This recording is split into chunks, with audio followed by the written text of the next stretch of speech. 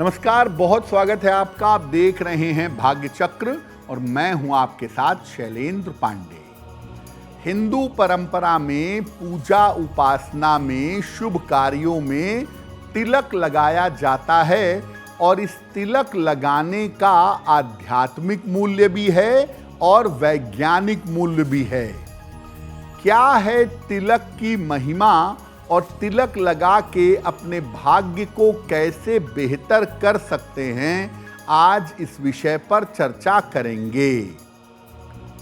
आपको बताएंगे 12 राशियों का दैनिक राशिफल और कार्यक्रम के अंत में आपको बताएंगे कि अगर आज किसी महत्वपूर्ण काम से आपको जाना है तो क्या करके घर से निकलें कि आपको सफलता मिले, और आज का दिन कितना महत्वपूर्ण है, आज कौन सा काम करें कौन सा काम ना करें। देखिए, हिंदू परंपरा में और पूजा उपासना अनुष्ठान में तिलक लगाने की विशेष महिमा है।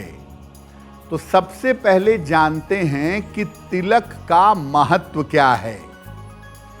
देखिए, तिलक लगाना हिंदू परंपरा में प्रयोग किया जाने वाला एक विशेष काम है। बिना तिलक लगाए न तो पूजा की अनुमति होती है और न ही पूजा संपन्न मानी जाती है। तिलक दोनों भौं के आईब्रोज के बीच में, कंठ पर या नाभि पर लगाया जाता है। तिलक के द्वारा ये भी जाना जा सकता है कि आप किस संप्रदाय से संबंध रखते हैं, उपासना की किस पद्धति को मानते हैं।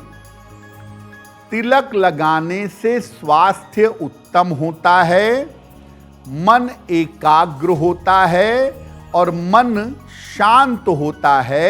मन को शांत होने में मदद मिलती है। साथ ही साथ सही तिलक लगाने से ग्रहों की ऊर्जा संतुलित हो जाती है और भाग्य विशेष रूप से मदद करने लगता है।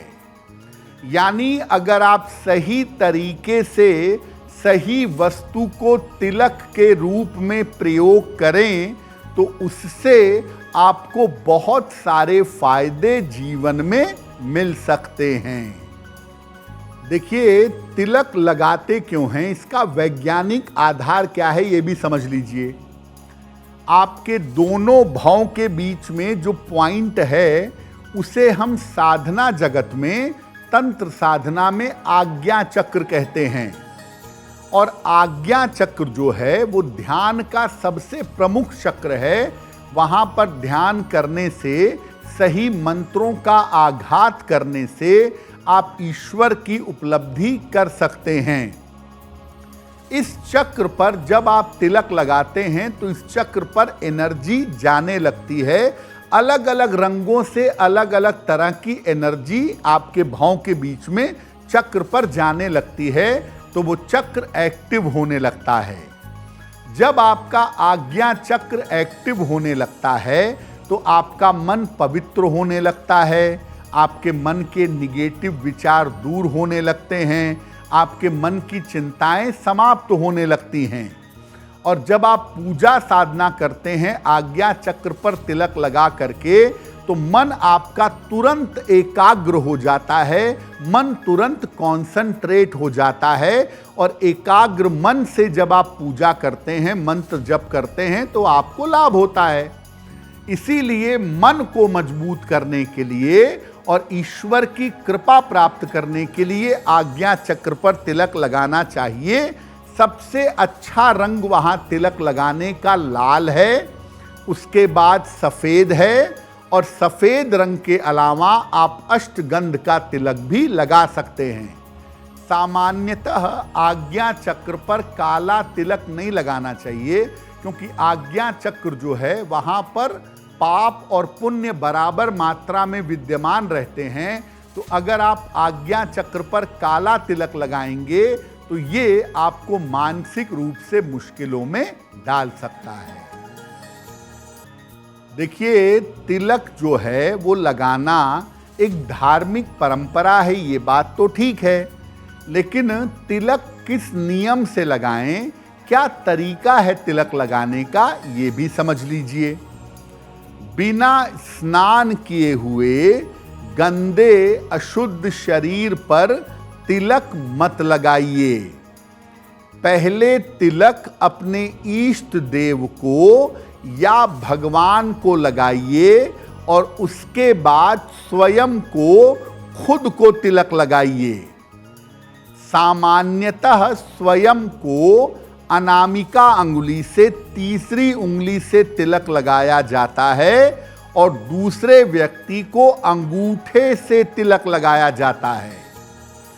शास्त्र कहता है कि तिलक लगाकर कभी नहीं सोना चाहिए, क्योंकि तिलक लगाने से शरीर एनर्जी वाला रहता है, ऐसे में नींद डिस्टर्ब हो सकती है। इसीलिए तिलक लगाकर सोने से बचना चाहिए। सोने के पहले अपना चेहरा तिलक अच्छी तरह से धो लें और फिर सोएं। देखिए, हम मस्तक पर अलग अलग तरह का तिलक लगाते हैं, रोली का, चंदन का, चावल का, मिट्टी का, राख का। तो अलग अलग तरह के तिलक से किस तरह का लाभ होता है, ये भी जानिए। अगर आप चंदन का तिलक लगाते हैं तो इससे एकाग्रता बढ़ती है, कंसंट्रेशन बढ़ता है और मन शांत होता है। रोली और कुमकुम का तिलक अगर आप लगाते हैं तो इससे आपका आकर्षण बढ़ता है और आपका आलस्य दूर होता है। केसर का तिलक अगर आप लगाते हैं तो इसको लगाने से नाम और यश बढ़ता है, रुके हुए काम पूरे होते हैं। अगर आप गोरोचन का तिलक लगाते हैं तो इससे आपको विजय की प्राप्ति होती है।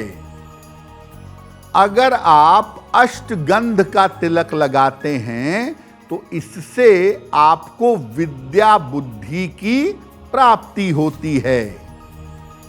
अगर आप भस्म का या राख का तिलक लगाते हैं तो दुर्घटनाओं से और मुकदमेबाजी से आपकी रक्षा होती है।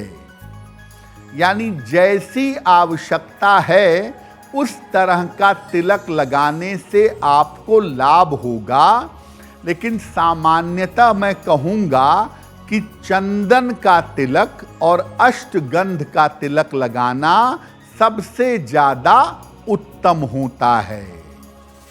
अलग अलग ग्रहों को बेहतर करने के लिए कौन सा तिलक लगाया जाए, इस पर बात करेंगे।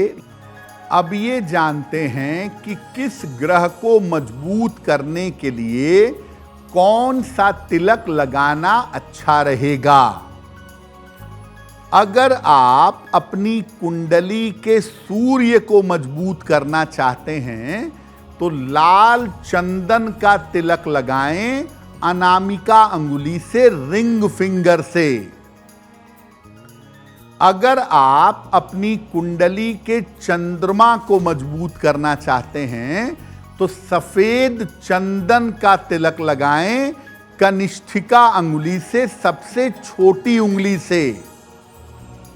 अगर आप मंगल को मजबूत करना चाहते हैं तो नारंगी सिंदूर का तिलक लगाएं, अनामिका अंगुली से, रिंग फिंगर से।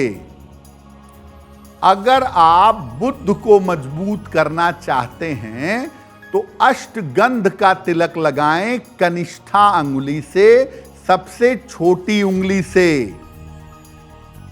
अगर आप बृहस्पति को मजबूत करना चाहते हैं तो केसर का तिलक लगाएं, तर्जनी उंगली से, इंडेक्स फिंगर से।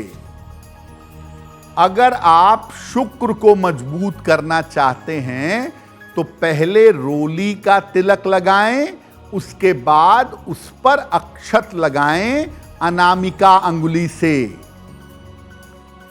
शनि, राहु या केतु को मजबूत करना चाहते हैं तो कंडे का तिलक या धूप बत्ती जल जाने के बाद उसकी राख का तिलक 3 अंगुलियों से माथे पर लगाएं। या तो कंडा उपला जल जाए उसकी राख का तिलक लगाएं, या धूप बत्ती की राख का तिलक अपने मस्तक पर लगाएं। शनि, राहु और केतु आपके लिए अनुकूल होंगे। अब वक्त हो गया है ऐसा क्यों जानने का।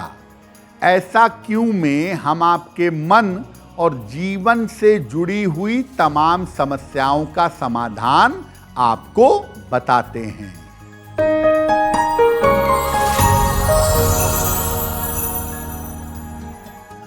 बहुत सारे लोगों का ऐसा कहना है कि रविवार के दिन नमक का सेवन नहीं करना चाहिए। ऐसा क्यों? देखिए, जो रविवार का दिन है वो सूर्य का दिन है। सूर्य आपकी कुंडली में आपके हृदय से संबंध रखता है और नमक का संबंध होता है रक्तचाप से, ब्लड प्रेशर से। तो अगर आप रविवार को नमक का सेवन नहीं करेंगे एक दिन, तो इससे आपके हृदय को शक्ति मिलेगी, ब्लड प्रेशर आपका कंट्रोल रहेगा और हृदय की समस्या परेशान नहीं करेगी। इसको ध्यान में रखते हुए ऐसा कहा गया है, लेकिन ये उनके लिए जरूरी है जिनकी कुंडलियों में सूर्य अनुकूल नहीं है। अगर आपकी कुंडली में सूर्य अनुकूल नहीं है या सूर्य की स्थिति खराब है, तब आपको रविवार को नमक का सेवन नहीं करना चाहिए। अगर आप मुझसे जुड़ करके अपनी समस्याओं का समाधान चाहते हैं और चाहते हैं कि आपकी समस्याओं को ज्योतिष के माध्यम से सुलझाया जाए, तो आप हमसे संपर्क कर सकते हैं, जुड़ सकते हैं एस्ट्रो तक पर।